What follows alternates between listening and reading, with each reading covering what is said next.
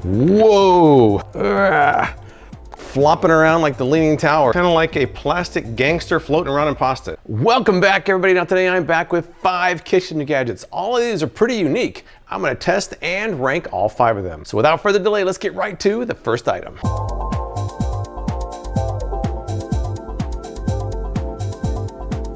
This is the original Bagel Guillotine. I paid $23.96 for this. It currently has a 4.4 star rating among over 22,000 reviews. Also an Amazon's choice.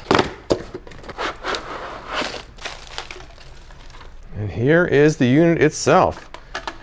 Feels pretty sturdy, pretty well made. Got some instructions here. Now the claims are that you can effortlessly cut bagels in half with no danger to your fingers. Features a built-in safety shield. Can also be used for other items like muffins, buns, and rolls. Durable and dishwasher safe. Now the reviews are pretty solid for this one. A lot of people said it's a game changer for slicing bagels. A few complaints. Some people said it was dull or the bagels got stuck in the unit. What's kind of weird about the description on Amazon is that half of it seems to refer to it as the original Bagel Guillotine. Other areas of the listing seem to say it's from Farberware. Farberware is nowhere in this packaging, so I don't know what's up with that. But I'm gonna read these over and then get started. All right, I've read over the instructions. I washed this off. I think we're ready to get started. So I went to the store and picked up kind of a variety of different bagels here, all of them uncut, obviously. I figured I'd get a variety of bagels and make sure they all work. So let's try it out. The instructions are pretty basic. All it basically says to do is stick your bagel in there, put this on top, and press. That seems to be pretty much the gist of it. I'm trying to see how wide this is here. It looks like it can handle bagels that are about 2 inches thick and about just under 5 inches wide, in case you're wondering. Here we have a plain bagel, not cut. Now already it seems like it's a little bit tight in there. I could probably put it either way, but I'll go this way, which seems like it fits better. It's pretty snug in there, so it should cut it right in half. We shall see. First test, follow the instructions here. It says, place the bagel in the base, check. Position the handle portion of the guillotine directly over the base. Push straight down until the handle meets the base. And here we go. Whoa, that seemed to cut through it pretty well, but let's see what the final result is. And here, oh wow, nice clean cut, look at that. I don't think I know I couldn't have done that well with a knife. Very nice. I thought I was gonna get stuck in there for a second, but it kind of plopped out. First test is a success, we have more to do. Once again, it could probably fit either way, but I think this is the way to go. Let's keep slicing. I'm gonna try to go faster this time. And hiya! Once again, we have a nice clean cut. Look at that. Very nice. We are 2 for 2, but let's keep going. All right, this was the largest bagel I could find. I mean, it looks delicious, doesn't it? It looks delicious to me, at least. It still fits, even this large bagel, so let's give it a shot here. I'm gonna go a little slower. I think going fast maybe wasn't as efficient. Here we go, and cutting through the bagel, all the way down to the bottom, lifting up. And I think we have another perfect cut. We are on a roll here. I got a couple more to go here. Raisin bagel. Speed things up a little bit here. Whoosh. I mean, I'm kind of impressed by this. I'm kind of impressed by it. One more bagel here. They've all been different shapes and sizes, and it's accommodated all of them. This is the last bagel I've got, and not a problem. Very nice. Now I did get a Kaiser roll. It's kind of thick. I was gonna see if I could handle a thick Kaiser roll. Will it fit in there? I don't think that's gonna fit. Maybe if I can kind of, oh, I'm getting seeds everywhere. Come on, man. I wonder if I can kind of finagle it in there gently. I've got seeds everywhere, but this Kaiser roll is very soft. Let's see if it'll do that. Oh, it looks like it's smashing it. It looked like it smashed it. Let's see. Oh, it did smash it a little bit. It did cut it, but it did smash it, so. Excellent for bagels, and not so sure about softer rolls like that. If you're one to need to cut bagels, this is a no-brainer. This thing works perfectly every single time with a variety of bagels. I think this one is a success.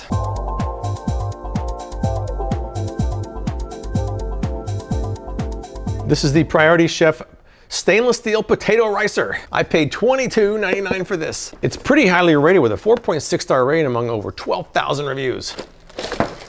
This nice big how to use, I'll read that over. Now that is kind of interesting.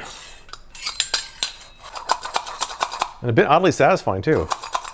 Now they claim that you can create perfectly smooth and fluffy mashed potatoes with less effort. Simply squeeze the long handles and you're good to go.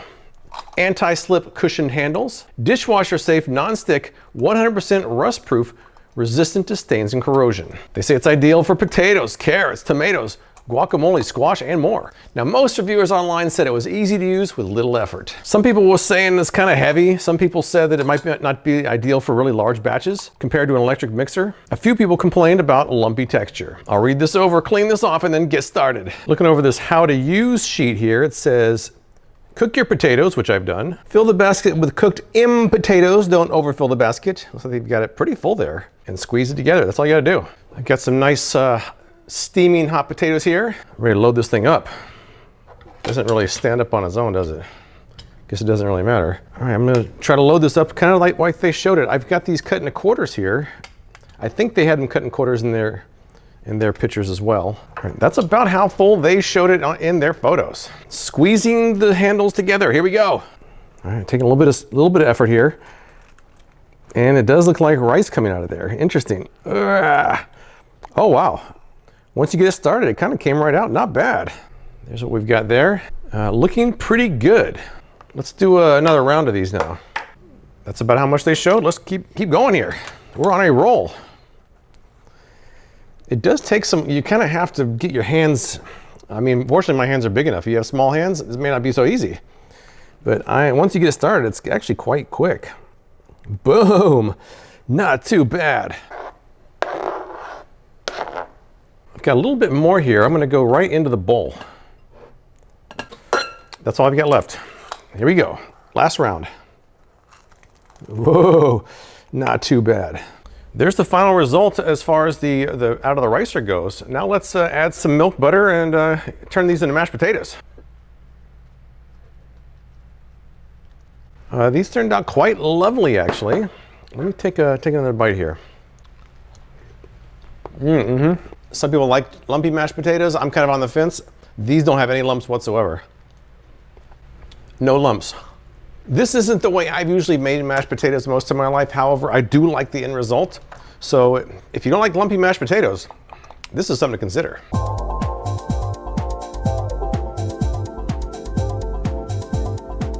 Let's take a look at the Ototo Can-Do can opener. I paid $9.95 for this, 4.1 star rating among a little over 600 reviews.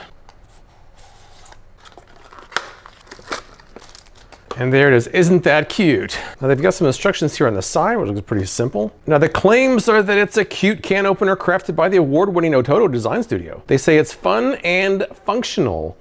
They say you can open cans with just a few twists and turns. They say it's a good gift idea. Most reviewers on Amazon, they like the overall look and design, but not everyone says it works very well. So we shall see. All right, now I'm really curious about this one. It's so interesting looking and cute and possibly functional. The mechanism is a little bit different than I'm used to. Normally I use this KitchenAid, which is a workhorse. This thing is a great can opener. Standard mechanism there. Occasionally when I can't find this one, I'll use my master opener here, which also has, that's the smooth edge type of can opener. But this one is just a little bit different, so I'm kind of curious. Now on the side of their packaging, there is some pretty minimal instructions. First thing they say to do is make sure the gear is in the lower position. I believe they mean this gear being down there. Place the blade on the lip of the can, just like that. Turn the key clockwise to open your can. It doesn't seem like rocket science. Some people online were saying you kind of have to put a little bit of pressure before you get it started. So I'm going to push down and then get it started here. Oh, I felt it break the seal there. Turning the can opener.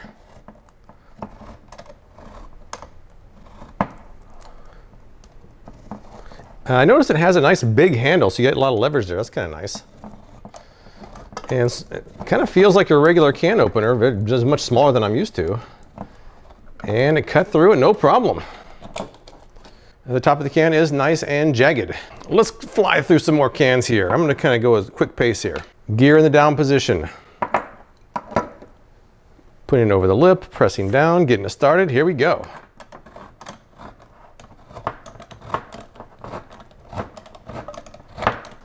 It does look kind of like a little car driving around the side of the can. That's kind of cute, I guess. That one was no problem either. Let's keep going. One more regular sized can, then I'll do a big and a small one. Here we go. In the low position, on the lip.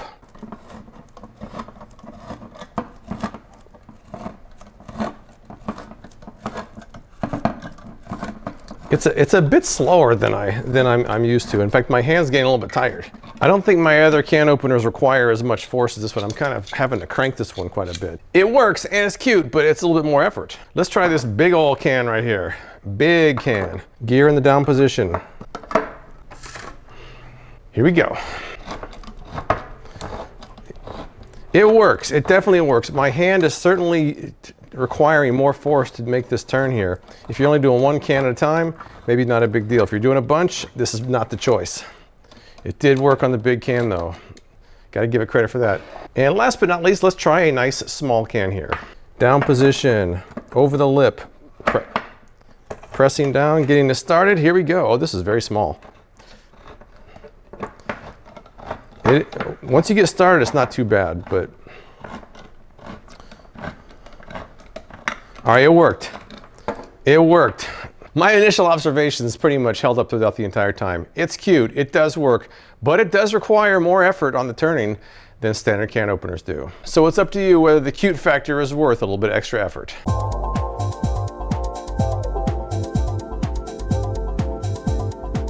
In this unassuming box is a donut stand, which I paid $6 for. Currently a 4.0 star rating among a whopping 6 reviews. Got some pretty basic instructions there. It looks like they didn't even need this much paper for the instructions. Looks like we have 4 of these plates with a protective film on them right now. We have these 4 rods here and there's screws included that attach to the bottom here. It definitely feels like pretty cheap materials. This doesn't seem like $10 worth of materials to me. We also have some anti-slip pads. I'll read over these paltry instructions and then get started. All right, let's take a look at these donut stands here. Now, first thing you're supposed to do is take off the protective film, which that seems easy enough. Looks like it's only on one side here. All right, so after the sheet's taken off, now you're supposed to screw these onto it. And we have one, there it is. Let's try another one. I think you only need 2 of the 4 for this demonstration here. Look at that wobbly. Next up we have these feet which will go on the bottom to hopefully help it from wobbling. Now, let's see. We're supposed to put 4 on each unit. Oh, still a little bit wobbly. We'll have to see how it goes when we load it up. Right now, it still seems kind of wobbly. Now, one thing I noticed in their Amazon description is that they always had all of the same kind of donuts, so like all glazed or all chocolate. What if you have a variety? A lot of people order a variety of donuts. That's what I'm interested in, because I'm wondering what happens if the one you want's on the bottom. Let's find out. I'm just gonna kind of load this up here with donuts. I'll put the like ones together. I think I have about 2 of each kind. Let's see how many it holds. It holds a good amount. That is, that is 8 donuts. 8 donuts, and it is flopping around like the Leaning Tower. It is all over the place. But I'll get to that in a second here. Now, they say you can also use it for bagels. Let's try some bagels here. Now, these have already been sliced, but let's try it out.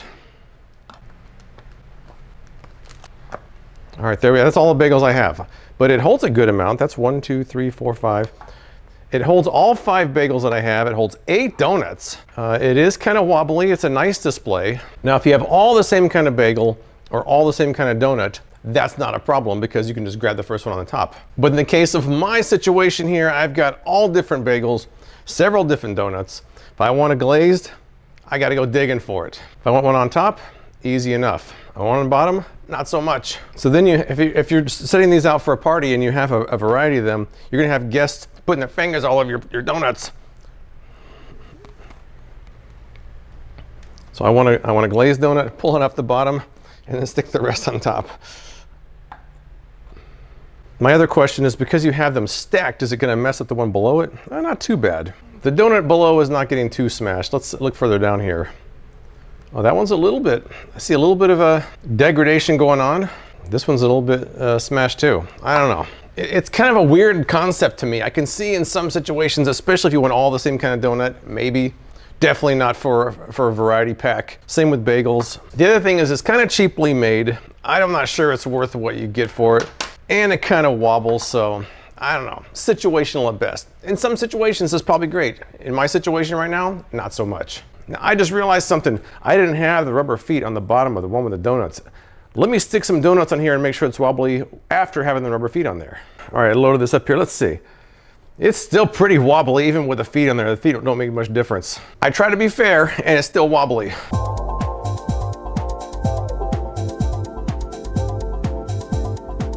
Let's take a look at the Al Dente. I paid $24.99 for this. It currently has a 4.2 star rating. I buried the instructions pretty far in there, but I got them. And here it is. They say it's the floating singing pasta timer. They say it sings different tunes in 4 different time intervals, 3 minutes, 7 minutes, 9 minutes, and 11 minutes. You get perfect pasta every time. Easy to use, ideal gift idea for pasta enthusiasts, made in Germany. Now, most people I read online seem to think it's kind of fun and practical. Other people said it was a good gift idea. A few people complained that it was kind of noisy. Some people said they didn't like the way it looked. Others said it was too expensive. So I'll read these over and then get started. All right, I think we're about ready to go. We have some boiling water. Now, here it is. I noticed a big big gap along the side. Hopefully that's not a problem. Now, according to these instructions here, it will play a song at 3 minutes, 7 minutes, 9 minutes, 11 minutes. And depending on the pasta you're using, you listen for the song of choice. I am making rigatoni, which is going to be on the high end of that. So this is going to take 11 minutes. So I'll be able to hear all 4 songs. And the last one is when I'm ready. Step 1 says to salt your water and get it boiling. Put me in the boiling water together with the pasta. Here we go.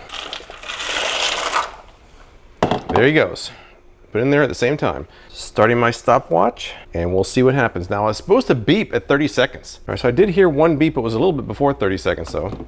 Put my stopwatch back here so we can keep an eye on it. Now, the first song we're supposed to hear is at the 3-minute mark, and that will be That's Amore. Now, it just beeped again at the about a 1.5-minute mark. I'm not sure what that meant, but it did do something. Right now, it just looks kind of like a plastic gangster floating around in pasta. It's very strange. It looks like one of those gangsters that got kind of thrown in the boiling pot of water for embezzling money or something. All right, it's at 2.5 minutes. I already started singing. That's supposed to be 3 minutes. It's not very loud. It's very quiet. Now, some people on Amazon said that it was kind of quiet, and I agree, it's pretty quiet. It did seem to start a little bit early. My stopwatch is maybe 5 to 10 seconds off from the time that it went in there, but it was still before 3 minutes. The next song we're going to hear is at 7 minutes, which is a Godfather theme. So we'll have to wait for that. It's playing the Godfather theme when it's supposed to be 7 minutes. I know my stopwatch might be a few seconds off, but not 3 minutes. And it's quiet. Well, that was supposed to be the 7-minute alarm, which went off at 4 minutes. So next up we have the 9-minute mark to look forward to. At 9 minutes, the Tarantella. We shall see. Right now it seems like its timer is a little bit off, but maybe it'll redeem itself at the 9-minute mark. We shall see. Oh, come on now. At 5.5 minutes, we're playing the 9-minute theme. These songs are getting closer and closer together, and they're still quiet. Yeah, we're not even at 7 minutes, and it just played the 9-minute theme. It's not boding too well for this Al Dente here. So the next one is supposed to be the 11-minute theme, which we're not even up to the 7 minutes yet. The last one is Prisoner's Choir at 11 minutes. We're not even at 7 minutes. We've already gotten past the 9-minute song. And there it is, 7.5 minutes.